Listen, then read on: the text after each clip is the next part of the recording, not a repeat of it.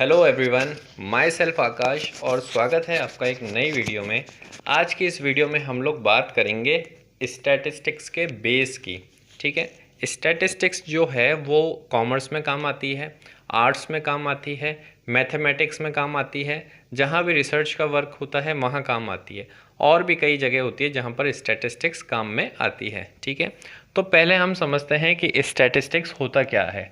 देखिए, जहाँ भी हमें किसी भी समस्या का सॉल्यूशन चाहिए, हमें किसी भी प्रॉब्लम का सॉल्यूशन फाइंड करना है, वहाँ पर स्टैटिस्टिक्स काम आ जाती है। लेकिन यहाँ एक शर्त होती है कि जो प्रॉब्लम दी हुई होती है ना हमें, यानी ये जो प्रॉब्लम दी हुई है ये हमें नंबर्स यानी कि क्वांटिटी में दी हुई होती है। क्वांटिटी यानी क्वांटिटेटिव डाटा अगर होता है प्रॉब्लम में और फिर हम उसको सॉल्व करते हैं तो वो जो प्रोसेस करेंगे ना वो स्टैटिस्टिक्स होती है। वापस समझिए कि स्टैटिस्टिक्स क्या है, किसी भी प्रॉब्लम का सॉल्यूशन फाइंड करना, लेकिन वो प्रॉब्लम होनी चाहिए नंबर्स में या फिर क्वांटिटी में। फिर हम जब उसको सॉल्व करते हैं तो उस प्रोसेस को स्टैटिस्टिक्स के अंडर रखा जाता है। ठीक है, यहाँ हम एक एग्जांपल लेते हैं। मान लीजिए मैं आपसे कहता हूँ कि जो अफ्रीकन लोग होते हैं उनकी हाइट अच्छी खासी होती है। मैंने कहा अफ्रीकन लोग जो होते हैं उनकी हाइट अच्छी होती है, और एक स्टेटमेंट मैंने ये दिया कि अफ्रीकन लोगों की हाइट जो है वो लगभग 6 फीट से ज़्यादा ही होती है। मैंने ये दो स्टेटमेंट दिए। एक में तो मैंने कह दिया कि भैया जो अफ्रीकन लोग होते हैं उनकी हाइट अच्छी खासी होती है, और दूसरे स्टेटमेंट में मैंने बोला कि उनकी हाइट 6 फीट से तो ज़्यादा ही होती है। तो ये जो चीज़ है ना ये शो करती है गुण यानी क्वालिटी, और ये मेरे किसी काम का नहीं है जब मैं बात करता हूँ स्टैटिस्टिक्स की। लेकिन जब मेरे पास नंबर आ जाता है 6 फीट, ये नंबर आ गया मेरे पास, तो अगर स्टैटिस्टिक्स में मुझे इसकी ज़रूरत होगी तो मैं इसको काम में ले लूँगा, लेकिन इसे नहीं लूँगा। क्यों? क्योंकि स्टैटिस्टिक्स बेसिकली क्वांटिटेटिव डाटा पर बेस्ड होती है। अब हमें जब कोई भी प्रॉब्लम दी हुई जाती है, ठीक है, जो हम प्रॉब्लम की बात कर रहे हैं ये प्रॉब्लम हमें डाटा के रूप में ही दी हुई होती है।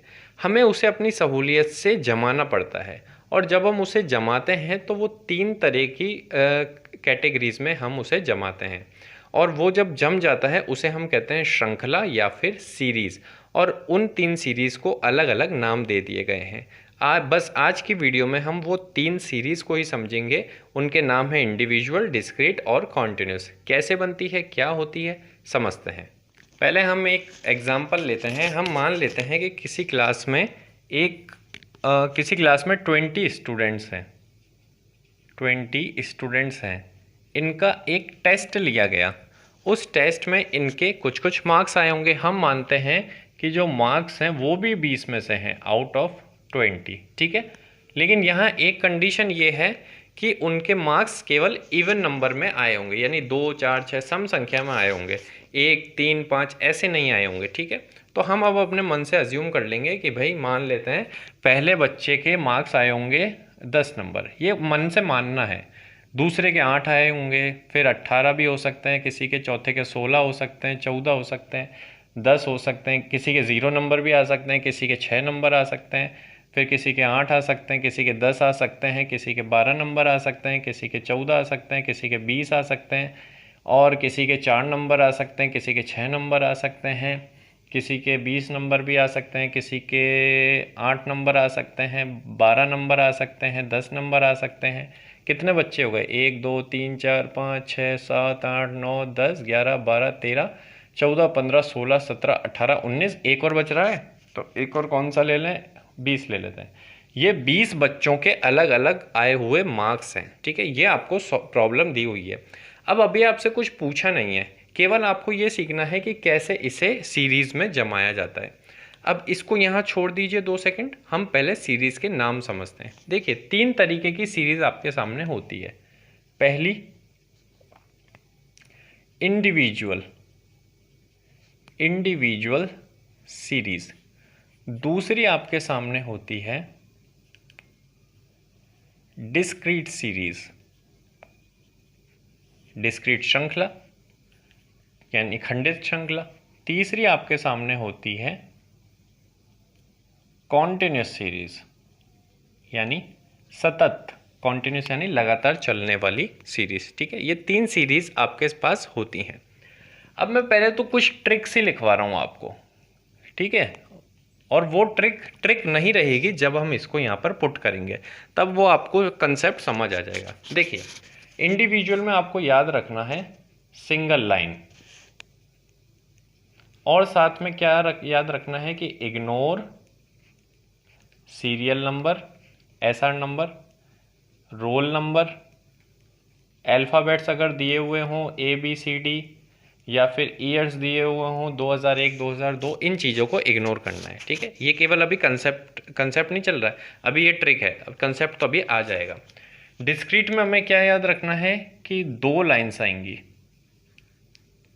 फर्स्ट लाइन में आएगा आपका मेजर टर्म, और सेकंड लाइन में आएगी आपकी फ्रीक्वेंसी। फ्रीक्वेंसी यानी कोई चीज़ कितनी बार रिपीट होती है, उसे शॉर्ट में लिखते हैं F, फ्रीक्वेंसी। अब अभी तो हो सकता है ये चीज़ आपके ऊपर से जाए, लेकिन ये वीडियो एंड होते होते जैसे ही मैं ये नंबर लिखना चालू करूँगा ना, आपके सामने सारी चीज़ें क्लियर हो जाएगी।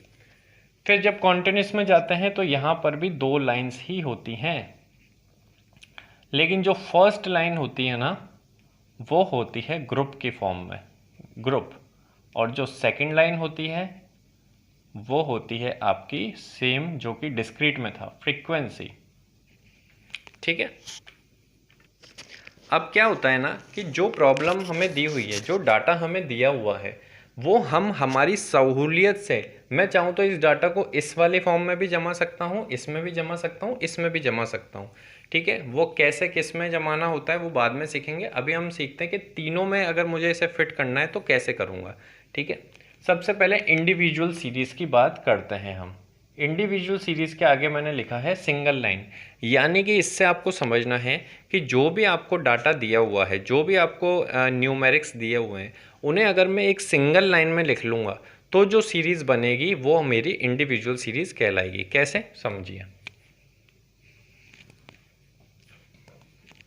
सबसे पहले नंबर पे लिखा है 10, 10 लिख दो, फिर 8 लिख दो, फिर 18 लिख दीजिए, 16, 14, 10, 0, 6, 8, 10, 12, 14, 20, 4, 6, 20, 8, 12, 10 और 20। ठीक है, मैंने क्या किया, जितनी भी वैल्यू दी हुई थी, जितने भी डाटा दिया हुआ था मुझे, मैंने केवल एक सिंगल लाइन में उनको लिख लिया। ठीक है, आपको 8 तक दिख रहा है अभी, ये मैंने नीचे लास्ट तक लिख लिया है। ठीक है, ये टोटल करूँगा मैं तो ये 20 मार्क्स मैंने लिख लिए हैं, क्योंकि 20 ही स्टूडेंट थे। तो ये आपकी बन गई इंडिविजुअल सीरीज़। देखो कितनी आसानी से बन गई। क्या करना है आपको, जो भी इंफॉर्मेशन दी हुई है बस उसको एक सिंगल लाइन में लिख लेना है। सिंगल लाइन में आपने लिख लिया तो ये एक श्रृंखला बन गई, सीरीज़ बन गई, और ये ही होती है इंडिविजुअल सीरीज़। अब इसी डाटा से अगर मुझे डिस्क्रीट सीरीज़ बनानी होगी तो कैसे बनाऊंगा, समझते हैं आओ। देखिए, मैंने कहा 2 लाइन बनेगी, इसमें तो एक ही लाइन बनी थी, यहाँ पर 2 लाइन बन जाएगी। तो एक तो पोर्शन हो गया ये वाला, एक हो गया ये वाला। यहाँ हम लिखते हैं मेजर टर्म, यानी जो मुख्य चीज़ हमको दी हुई होती है क्वेश्चन में। यहाँ सबसे मुख्य चीज़ क्या है, मार्क्स, यानी मेजर टर्म हमारे पास हो गई मार्क्स। और यहाँ पर आएगी फ्रीक्वेंसी, यानी कोई चीज़ कितनी बार रिपीट होती है। इसको छोड़ो, पहले इसको समझते हैं। मेजर टर्म, सबसे पहले नंबर लिखना चालू करेंगे। सबसे पहला नंबर दिया है 10, लिख दिया, फिर दिया है 8, लिख दिया, फिर दिया है 18, लिख दिया, फिर 16 लिख दिया, 8 को ढंग से लिखूँ मैं, फिर है 14 लिख दिया, फिर 10 आया है वापस। तो हम अब क्या करेंगे, 10 को दोबारा नहीं लिखेंगे, एक बार लिख दिया है ना तो अब दोबारा नहीं लिखेंगे। फिर क्या है 0, किसी के 0 मार्क्स भी आए हैं। फिर है 6 पहले नहीं लिखा है तो लिख देंगे। फिर आया 8 पहले लिख चुके हैं ना तो अब दोबारा नहीं लिखेंगे। फिर आया 10 भी पहले लिख चुके हैं। फिर आया 12 पहले नहीं लिखा है तो मैं लिख दूंगा अब 12। फिर आया 14 पहले लिख चुका हूँ तो अब दोबारा नहीं लिखूंगा। फिर आएगा 20 पहले नहीं लिखा तो अब आ जाएगा 20। फिर आया 4 में पहले नहीं लिखा है तो 4 आ जाएगा। फिर आएगा 6 पहले लिखा है, हाँ लिखा है तो अब दोबारा नहीं। 20 भी लिख चुका हूँ, फिर 8 है, 8 भी लिख चुका हूँ, 12 है, 12 भी लिख चुका हूँ, 10 भी लिख चुका हूँ और 20 भी लिख चुका हूँ। यानी मैंने मार्क्स तो एक एक बार सारे लिख लिए हैं।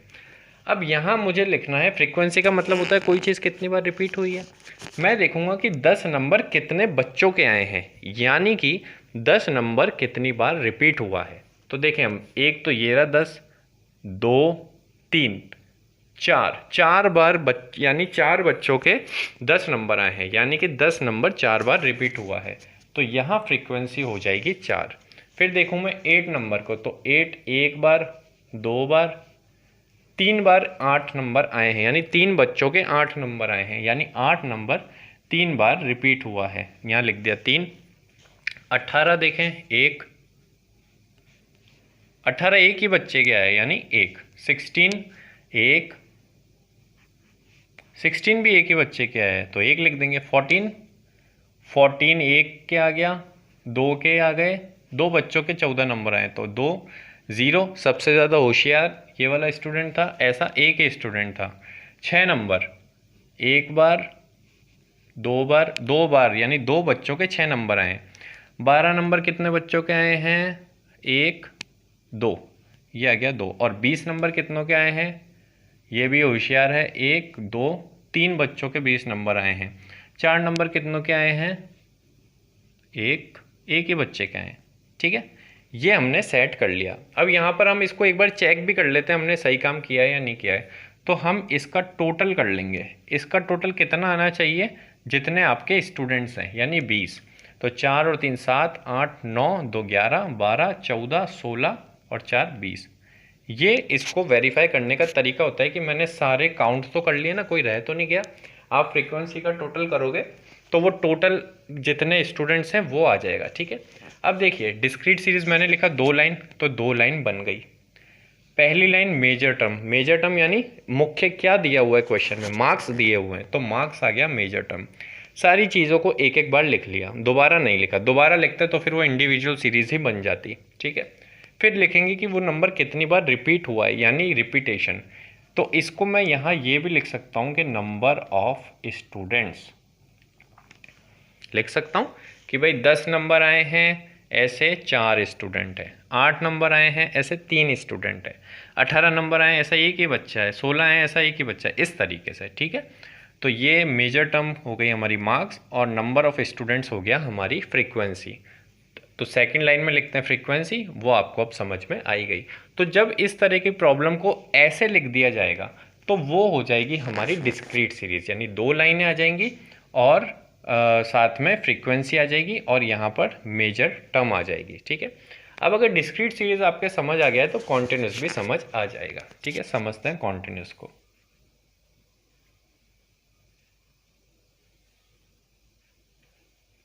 देखिए मैंने कॉन्टिन्यूस में क्या लिखा है, यहाँ भी लिखा है मैंने 2 लाइन्स, तो 2 लाइन आ गई, एक ये आ गई। चलो इसको यहाँ भी बंद कर देता हूँ, एक ये। पहली लाइन लिखेंगे हम ग्रुप में, यानी आएगी तो मेजर टर्म ही, जो ये मेजर टर्म थी ना वो ही यहाँ आ जाएगी।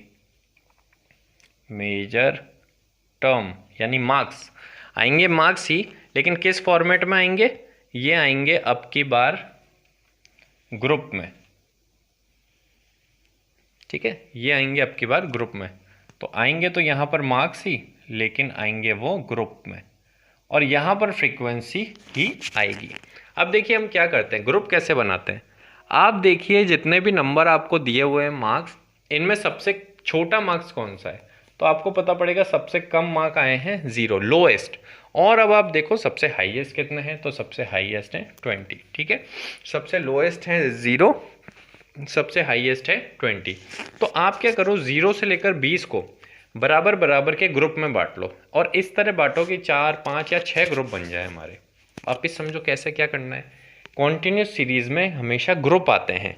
ठीक है, अब आपको देखो लोएस्ट वैल्यू क्या दी है 0 और हाईएस्ट किसने दी है 20, तो 0 से 20 को इस तरीके से बांटिए आप कि हमारे 4 से 5 ग्रुप बन जाएंगे।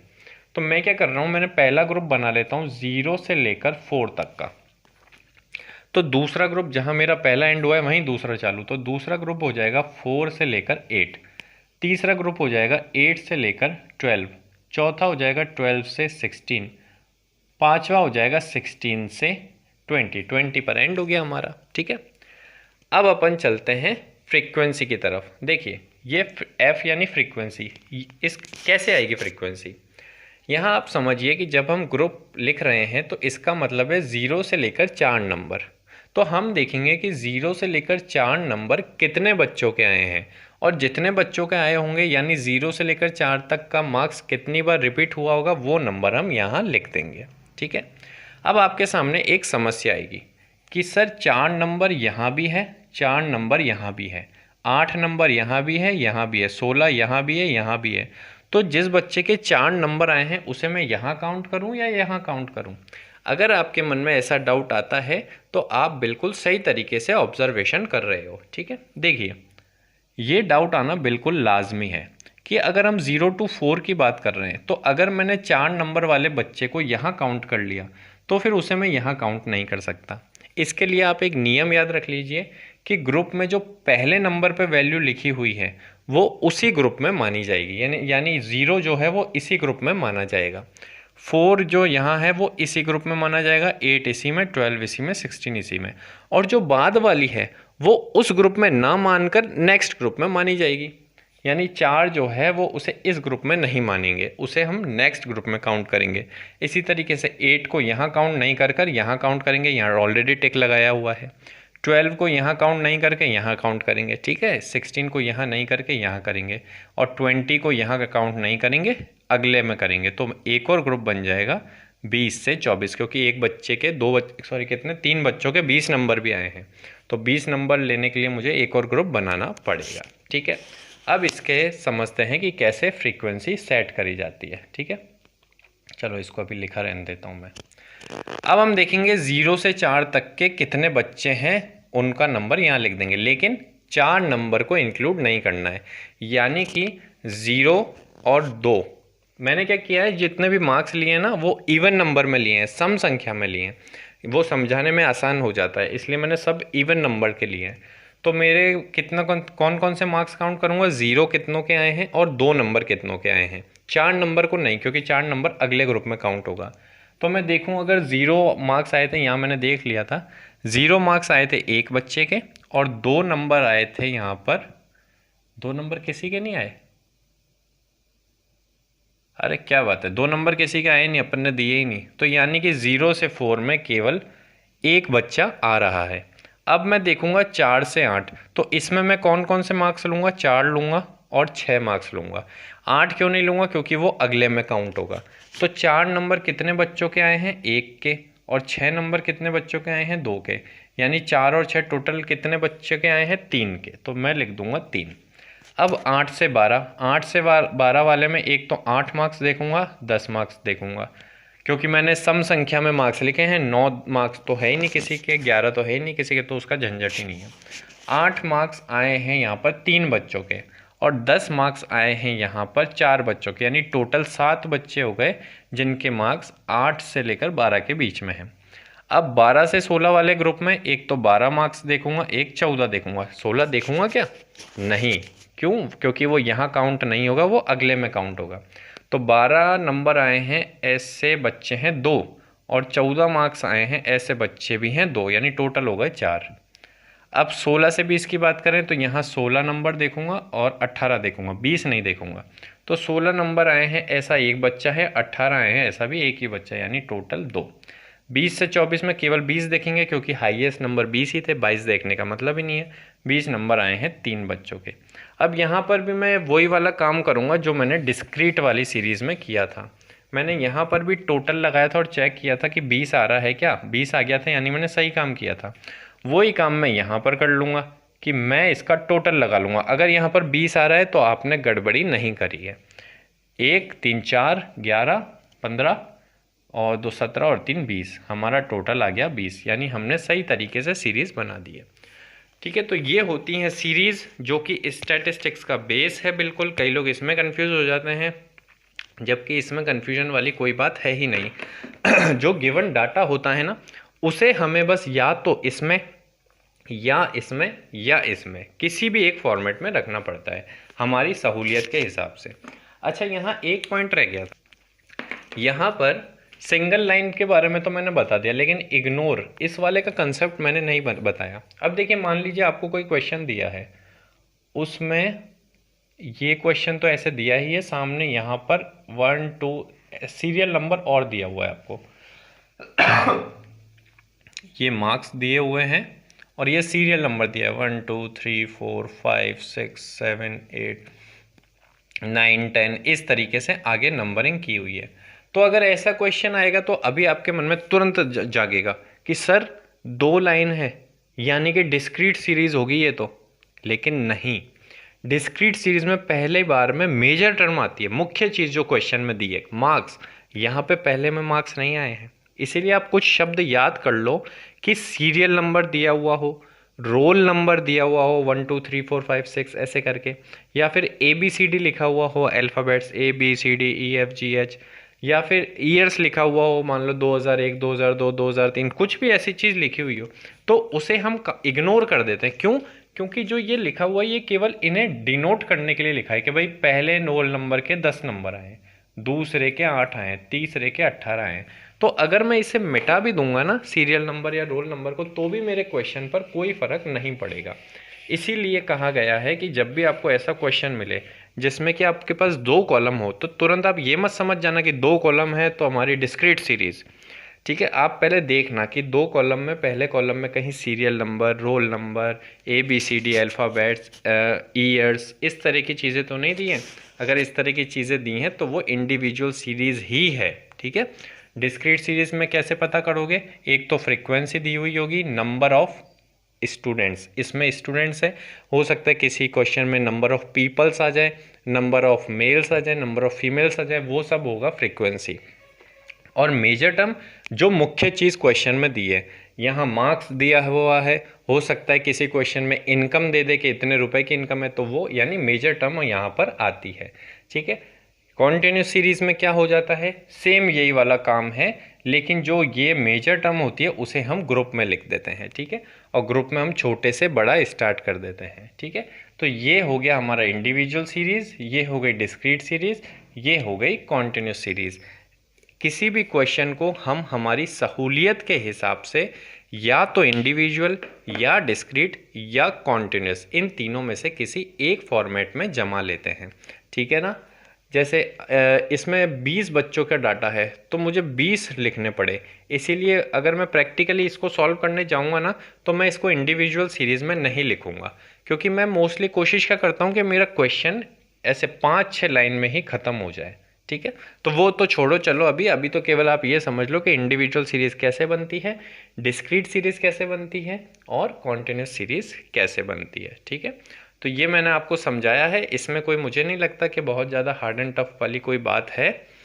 आप 2-3 काम कर लीजिएगा, आपको समझ आ जाएगा। अगर अभी आप इसको नोट कर रहे हो तो वेल एंड गुड है, अगर नोट नहीं कर रहे हो तो सबसे पहले तो आप इसे नोट करिए, क्योंकि चीज़ें याद कैसे रहेगी फिर इसको वीडियो को बंद करके इसका एक बार रिवाइज कर लो। और तीसरी चीज़ क्या करो कि आपके अपने इस चैनल को सब्सक्राइब कर लो। ठीक है, तो थैंक यू सो मच मेरे साथ बने रहने के लिए।